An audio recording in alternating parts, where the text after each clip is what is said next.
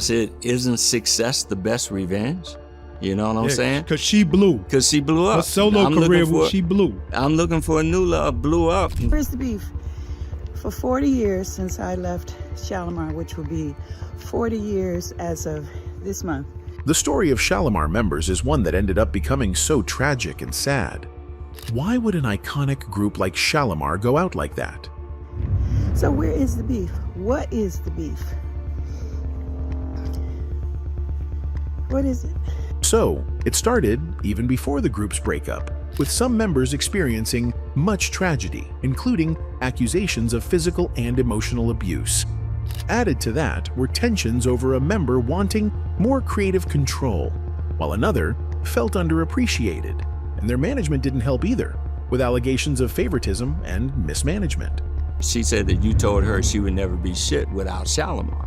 And so I started kind of laughing. I said, well, you know, I can't remember whether I said that or not. So how did things get so bad that they had to break up? Let's dive in. Shalamar was a popular American music group. It started in 1977. The group was created by Dick Griffey and Don Cornelius. Don was the man behind the TV show Soul Train. Bet your last money, it's all gonna be a stone gas, honey. I'm Don Cornelius, and as always in parting, we wish you love, peace, and... At first, Shalamar was made just to make dance music. It had a disco style. It wasn't a real group in the beginning. The first song, Uptown Festival, was made using studio singers.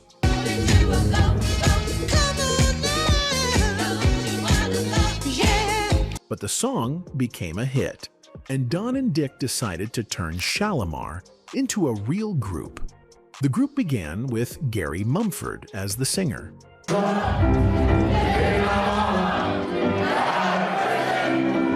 Later, they added two dancers from Soul Train, Jody Watley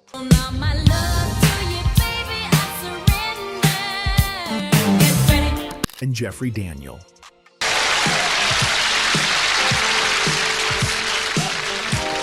These two were not just good dancers, they were stars on the dance floor. People loved their moves. Shalamar became more than just a music group. They became known for their fashion, their dancing, and their style. People followed their look and tried to dress like them. Even in the UK, they helped make a body-popping dance popular. Their image was cool and fresh, and young people loved it.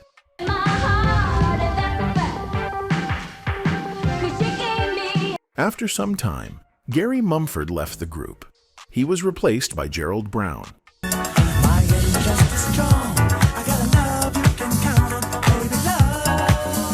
Gerald helped the group make another hit song called Take That to the Bank.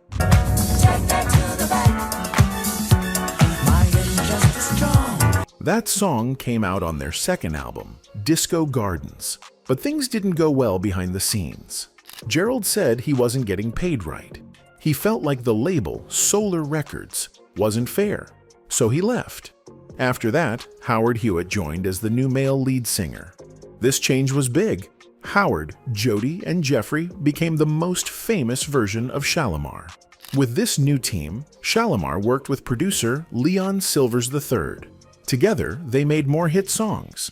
In 1979, they released The Second Time Around, and it became a big success. The group had found its perfect mix. Howard's voice was smooth. Jody brought energy. Jeffrey wowed people with his dance moves. Fans loved them. They sold lots of records. They traveled the world and became very famous. But even with all that success, things were not perfect behind the scenes. In 1983, Jody Watley made a very hard choice. She decided to leave the music group Shalamar. This shocked many fans because the group was doing well. They had big hits and people loved them. But Jody was not happy. She wanted more control over her music. She didn't like how the group was moving in a direction she didn't agree with. She wanted to try new sounds and ideas, but she couldn't do that in Shalamar. The group always worked with the same producer and the same team of writers. It became boring for her. She felt stuck and wanted more freedom to grow as an artist. Jody had been writing songs for a long time while in the group, but only 2 of her songs were used in 8 years. This made her feel frustrated and unappreciated. She had so many ideas, but no one listened. She felt like her talent was being wasted. She also wanted to sing more solo parts, not just sing behind the others. Most of the time, Howard Hewett was the lead voice, and he had more say in what direction the group took. Jody believed she had a lot more to give, but she wasn't allowed to show it. Things got worse when shady business started happening behind the scenes. The record label started pushing Howard Hewett to the front, giving him more attention and more lead vocals. This made him feel like the star of the group, and it pushed Jody and Jeffrey into the background. The owner of their record label, Dick Griffey, gave Howard Hewett a $1 million deal, but Jody and Jeffrey Daniel didn't know about it. They found out later through rumors. This made things tense between the group members. Jody's friend, Jermaine Stewart, who also sang backup during tours, told her that Howard was doing shows alone under the name Shalamar, without including her or Jeffrey. This felt like a betrayal. It made the group feel broken. Jody and Jeffrey were being left out, and that hurt deeply. It made things more unbalanced. None of the members were being paid fairly. They worked hard, but they didn't get the money they deserved. Royalties were missing, and it felt like they were being cheated. Griffey later said there was some tension. But to Jody, this was a big reason why things fell apart. On top of all this, Jody was dealing with something even more painful.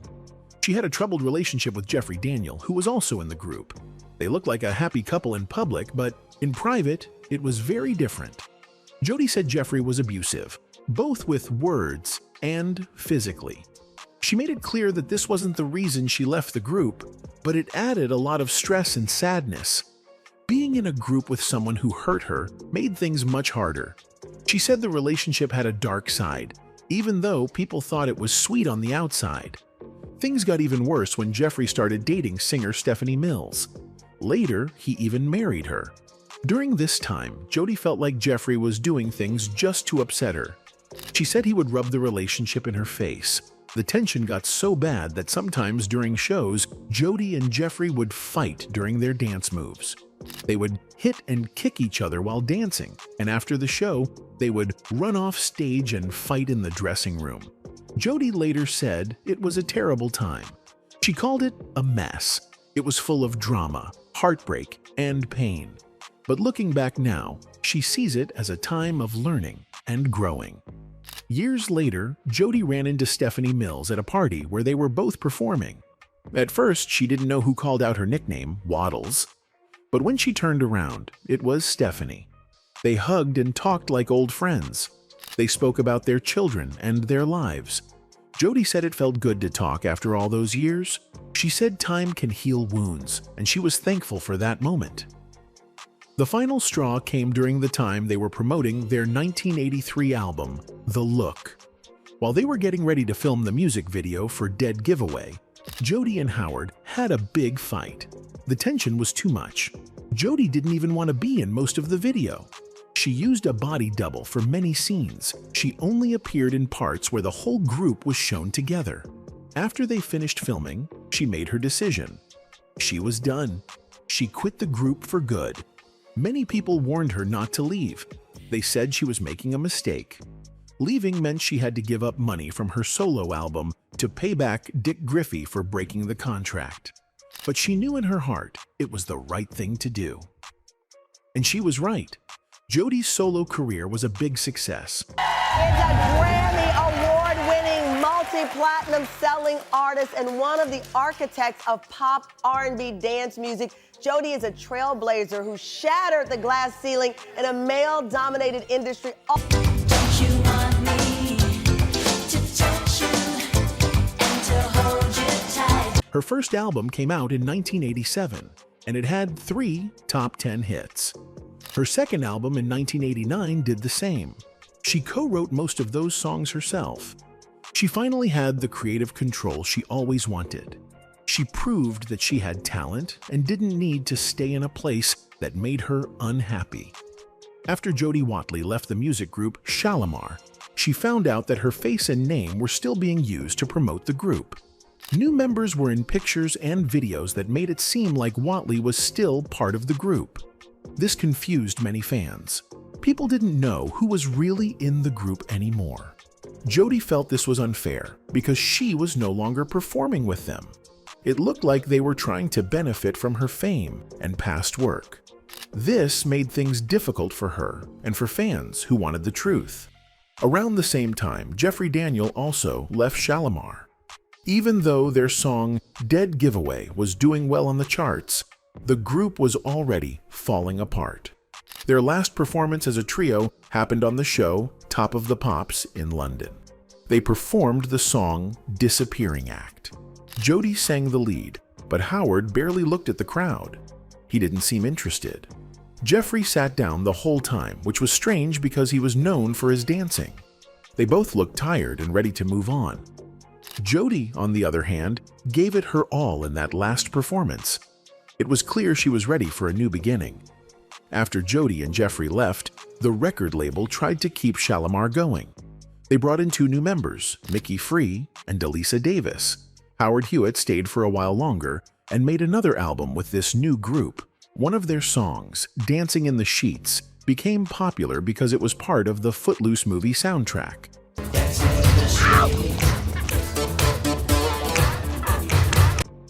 The movie was very big at the time, and the song got a lot of attention.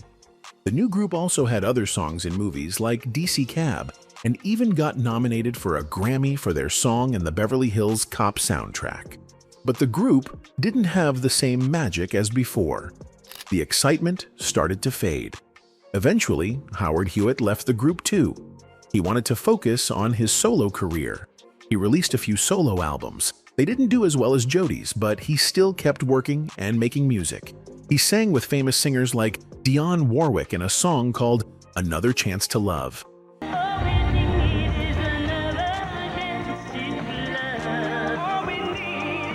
He stayed respected in the soul music world, even if he didn't reach Jody's level of success in pop music. Jeffrey Daniel went back to dancing. That's what he loved most. He became known for his amazing dance moves. He even taught Michael Jackson how to moonwalk. He helped choreograph some of Michael's biggest videos like Bad and Smooth Criminal. Even though he wasn't in the spotlight like Jody, he still had a big impact on the music world. There were fights and hard feelings, especially between Jody and Howard. They also had personal issues. At one point, Howard told Jody, "You'll never be anything without Shalamar." That line became famous over the years, but people didn't always understand why he said it. Howard later explained what happened. He said he didn't mean those words in a hateful way. He was just hurt and angry. He felt like he had tried to keep the group together, but it wasn't working. He was frustrated. In that moment of pain, he said something harsh. But later, he admitted that Jody was very talented and proved herself. She went solo and became a star. Her song, Looking for a New Love, was a huge hit. She proved me wrong. He said that her success was her answer to his angry words. Years later, Howard looked back and said he regretted saying those words. He said he wished they had sat down, just the 3 of them, and talked honestly. No managers, no record label people, just the 3 members of Shalamar. He believed that maybe they could have fixed things, but they were young back then. Pride got in the way. They made history together, but they let small fights get bigger than the music. Howard said he and Jody never had a one-on-one talk to clear the air, not once. Even after 30 years, they never sat down and talked. He thought that was sad.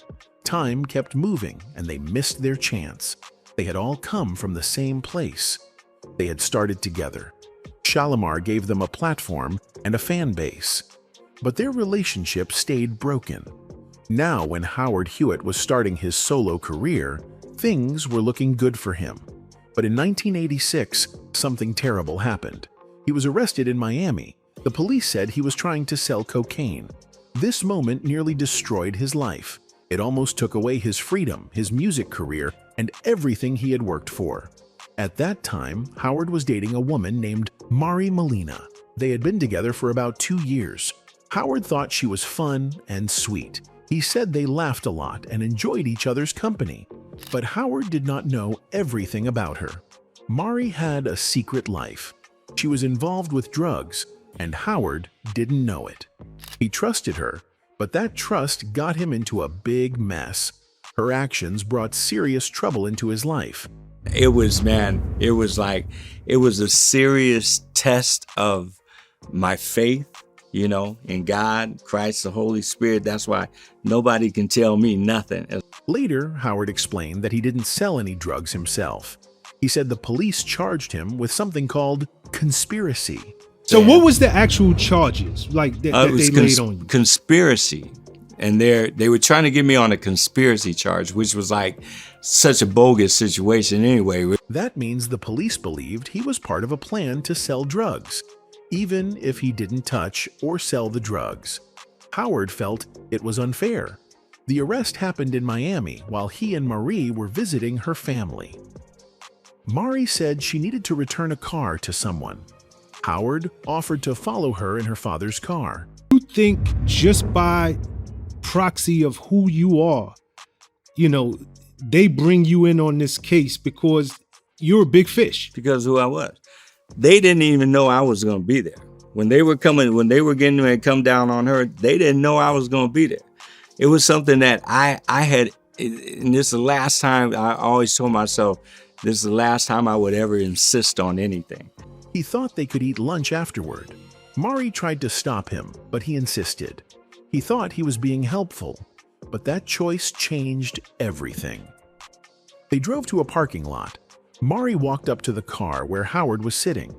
She leaned in to say something to him. Then, all at once, agents came rushing in. And they're just, it's like, man, you done, excuse my language, you done fucked up now. Ain't nobody gonna believe you didn't have nothing to do with this. The agents were from the DEA, the Drug Enforcement Administration. They pulled Howard out of the car. One of them pushed him against the car and held a gun to his head. Another agent pointed a gun at his chest. Howard was shocked and scared. He had no idea what was happening. They kept shouting, "Where are the keys?"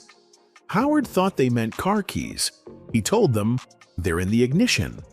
But one agent said, "Oh, you're smart, huh?" That's when Howard realized they weren't talking about car keys. They were talking about keys of cocaine, which is a street word for big blocks of drugs. Howard was taken to a holding center. It wasn't like a regular jail with metal bars, but it was still a place for people under arrest. On the way there, Howard asked the agents where they were taking him. He had heard stories about drug dealers in Miami being killed by bad officers who stole their money. Howard was scared for his life. He didn't know if he would make it home. He kept praying and trusting God. He said he knew in his heart that he had done nothing wrong. He just got caught up in something he didn't understand. He was in the wrong place at the wrong time with the wrong person. In the end, Mari Molina, his fiancée at the time, pleaded guilty. She admitted to her crimes and even testified against Howard. She tried to say he was involved, but the court didn't believe her. Howard had a trial and was found not guilty. He was acquitted of all charges. He was free. But the experience left a deep mark on his life. So Shalamar became very popular in the United Kingdom. They had many hit songs during that time. One of their early hits was Take That to the Bank in 1978.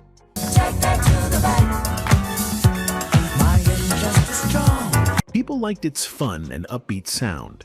In 1980, they had another hit with the song I Owe You One. I owe you one. I'll stay deep in debt 'cause I never get enough. Their music was a mix of pop, disco, and soul. It was easy to dance to, and many people enjoyed it. In 1982, they released an album called Friends. That album was a big success in the UK and even got a platinum award. Some of the popular songs from that album were I Can Make You Feel Good, A Night to Remember, There It Is, and the title track, Friends. These songs played often on the radio and in clubs. Shalamar became even more popular after Jeffrey Daniels showed his dance moves on a British TV show called Top of the Pops. He did body popping and even performed the moonwalk, which had never been seen on UK television before. People were amazed. His dancing helped the group sell more records in the UK. Michael Jackson saw Jeffrey Daniel dance on Soul Train in the United States and became a big fan. He really liked Daniel's style and moves. The group made 3 gold albums in the US: Big Fun in 1979, 3 for Love in 1980, and Friends in 1982. Even though their 1983 album, The Look, wasn't as big as Friends, it still did well in the UK. The music had more of a modern, electronic sound, different from their earlier songs. Later, Howard and Jeffrey continued performing together. They toured in other countries. About 20 years ago, they got a chance to do some shows in Asia. Howard called Jody and asked if she wanted to join. He said they could sing the old songs and have fun. But Jody said no. She didn't want to go back to that part of her life. Howard didn't understand that at first. He thought, that's our legacy. That's what made us who we are. But he didn't push her. He didn't want to fight again. So he and Jeffrey did the shows without her. The fans still loved it. Later, they did more shows in Africa and the UK, but they felt like something was missing without Jody. So they decided to bring in a new female singer, Carolyn Griffey. She was the daughter of Dick Griffey, the man who helped create Shalamar. Carolyn brought a fresh energy. She helped bring the group back to life. The fans liked her, and the group kept going. They made Shalamar work for a new generation. Howard said that looking back, he saw things more clearly. He admitted that people say hurtful things when they're angry. But time had passed, and he was proud of what they all did. Jody had a great solo career. He and Jeffrey still performed. Shalamar made a big impact on music and dance. He said he still hoped that one day he and Jody could talk, not to fight, but to understand each other. He said life is too short to carry old pain. He believed that what they had together was special. It deserved respect. Even if they went in different directions, they all came from the same starting point. By July 2018, Carrie Lucas and her daughter Carolyn Griffey, who were connected to Shalamar's original founder, said they owned the rights to the Shalamar name in the UK and 28 countries in Europe. Carolyn also tried to say she owned the name in the United States, but Jody Watley took the case to court and won. The court said Carolyn did not show any proof of owning the name, so now Watley owns the Shalamar trademark in the United States. In September 2023, Shalamar was honored with a special stone on the Music Walk of Fame in Camden, London.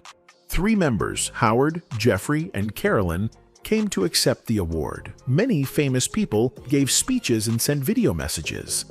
This moment was meant to honor everyone who had ever been part of Shalamar. In 2024, the group performed 6 shows in the US. One of them was at the big Fool in Love festival. They performed along with music legends like Diana Ross, Lionel Richie, Smokey Robinson, the Jacksons, and many more.